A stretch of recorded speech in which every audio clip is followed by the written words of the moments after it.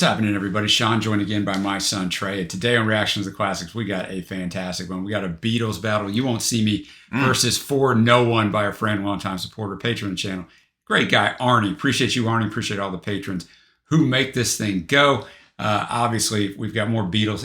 Not obviously if you've never been here. We got more Beatles stuff up than any other artist by far. I will warn you right away, the music's going to be blocked. So there'll be a Vimeo link below where I'll put the whole reaction. So if you just want to click over there right now, I invite you to do this. But Arnie gave us a little background on this. He said, for this month's song battle, I'm going with 2 Paul McCartney Beatles songs that allude to his at times challenging relationship with his then girlfriend, British actress Jane Asher. Paul and Jane were together for almost 5 years. Paul wrote several Beatles classics about her during that time. Songs such as We Can Work It Out and I'm Looking Through You were written about the relationship while Paul was living at her parents' home in London. The 2 songs from my request are You Won't See Me off Rubber Soul and For No One off Revolver. The first song speaks to Paul's frustration of not being able to see enough of Jane due to her acting career taking priority at the time, and For No One is written about the breakup of the relationship, which also represented the loss of his relationship with Jane's mother, who was like a second mother to him, as Paul lost his mom when he was 15. So Trey, tell us about You Won't See Me. Yeah, man. It's 2 bang up tunes. So I'm really looking forward to this. So this one is about a crisis in McCartney's relationship with Jane Asher. 4 years younger than Paul, Asher was approaching 20 and no longer willing to adhere to his wish that they stay at home and put his interests first. In late 1965, while the Beatles were recording Rubber Soul in London, she had accepted an offer to appear in a stage production at the Bristol Old Vic Theatre. After a heated argument, the couple had briefly ended the relationship. When he then attempted to telephone her in Bristol, Asher rejected him by not returning his calls. Macca later said that it was, quote, shattering to be without her. The Beatles recorded this during the last day of their recording of Rubber Soul, an all-night session. As a result, they cut the song in only 2 takes. At 3:22 was the longest track the Beatles had recorded up to this point. Which is crazy. Trivia note for you there. There you go. McCartney played piano on the basic track and then overdubbed his bass part. Mal Evans, one of the Beatles' roadies, is credited on the album sleeve as having played Hammond organ.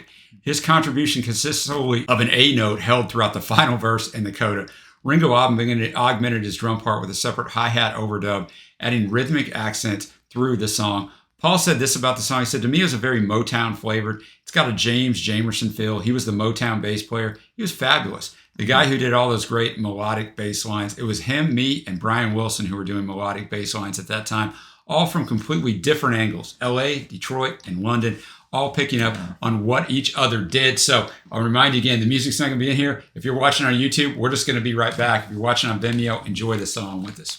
All right, You Won't See Me. I mean, obviously we know this song very well. We got reactions up to all the albums, reviews, we ranked the songs, all that good stuff. But what I could tell you to start, when you know what it's really about. I mean, it starts out when I call you, your line's engaged, I've had enough, so act your age. Yeah, a bit of a shot, obviously, that she wasn't returning his calls. Right, but then later on, he's trying to get her back and saying he needs to be. I'm like, that's not the way you start the conversation, Paul. She already shut you off, brother. Well, and, here reflecting again, even though both of them were obviously, Paul, one of the most famous people in the world at this point, he's still, I think around 24, whenever this is coming out, and Jane's, 20, as we read in the opening here. So you're still finding your way and maturing as a person and maturing and knowing how to, handle conflict in relationships and all that good stuff. So some of the parts of this song that always stand out to me are the backing vocals in that chorus and the droning Hammond organ at the end. The way the song almost slows in tempo towards the 4th verse as well, just kind of like it's all coming to a head. And of course that the bass line that we talked about at the start as well. And he sounds fantastic. He holds some words and just sounds, it is Paul firing on all cylinders. So a fantastic choice. Now we move on to For No One. Right, from Revolver, Trey, my #1 album of all time.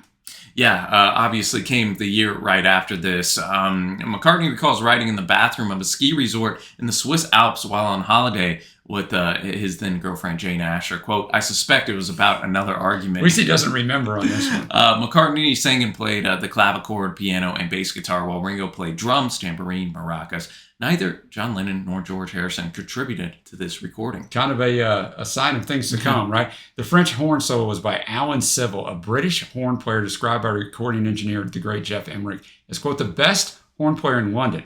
During the sessions, Paul pushed him to play a note that was beyond the usual range of the instrument. According to Emmerich, the result was the performance of his life. And just we like to give a little trivia here. Elvis Costello's favorite Beatles song right here. All right, For No One. I mean, a quick one, Trey, 2 minutes long, but I think sometimes when you pull individual songs out of Revolver, because people will be like, that's your number one album of all time, you're like, that song's good, not great, but when it all fits together, this just fits in with the album so well. But the French horn really does make it stand out because it's so unique. Oh, 100%. And I think it's one of the best lyrics that Paul ever wrote. Yeah, I do too. It's such a mature song that is wise beyond his years, as Paul so often was in his Beatles work right there. It's a timeless track too. The conflict in the relationship. She wakes up, she makes up, she takes her time and doesn't feel she has to hurry. She no longer needs you. And then the bridge is just one of my favorite Macca lyrics. In her eyes, you see nothing, no sign of love behind the tears. Cried for no one. How we get the title. A love that should have lasted a year or so.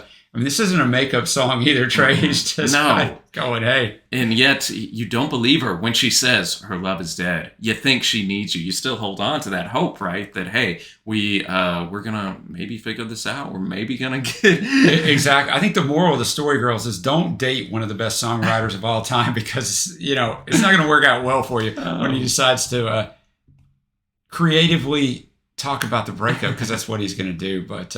a fantastic battle, Trey. These are always so difficult. And I always need a reminder every once in a while. I mean, I know the Beatles are my favorite musical artist of all time, but, when I haven't listened to them for a while and you hear this, you're just like, wow, man, pull 2 rando songs out and they're just fantastic. Oh, 100%. What are you going to go with? I got to go with For No One. Probably a top 5 to 7 McCartney pin tune for me. So that's going to get the nod, even though I really love You Won't See Me. Yeah, I really love You Won't See Me too. I really love the backing on there, as you were talking about. It's kind of everybody firing on all cylinders, but I also got to go with For No One. But mentioned the McCartney singles, Trey. We got rankings of every single McCartney-led Beatles song, so go check that one out. And thank you to Arnie for bringing this one. What do you guys think? Which one is better? I'll be curious. There is no wrong answer here, right? There is no wrong answer. But if you'd like to support us anyway, check out the Patreon link below, the Patreon link on the Instagram. We do a song battle for you, song reaction, album reaction, whatever you want. And until next time, y'all, thanks for watching. Happy listening, and we will see you.